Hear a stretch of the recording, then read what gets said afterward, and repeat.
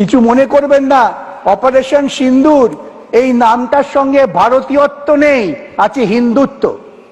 তো হিন্দুত্বকে সামনে এনে কখনো গোটা ভারতবাসীকে নিশ্চিত আশ্রয় দেওয়া যায় না, যতই আমরা বড় বড় কথা বলি না কেন।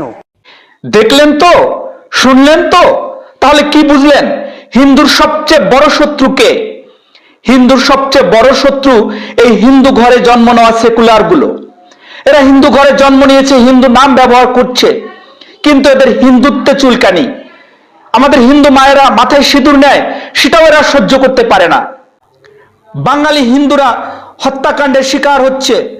1946 সাল থেকে বাঙালি হিন্দুরা জেনোসাইডের শিকার হয়ে লাখো লাখো কোটি কোটি হিন্দু ভারতে এসে আশ্রয় নিয়েছে, গণধর্ষণের শিকার হয়ে ভারতে এসে আশ্রয় নিয়েছে। কিন্তু কখনো এই হিন্দু ঘরে জন্ম নেওয়া সেকুলাররা কখনো এই হিন্দুদের পক্ষে একটি কথা পর্যন্ত খরচ করে না। এরাই হচ্ছে আমাদের হিন্দুদের বড় শত্রু, কারণ এরা হচ্ছে ঘরের শত্রু।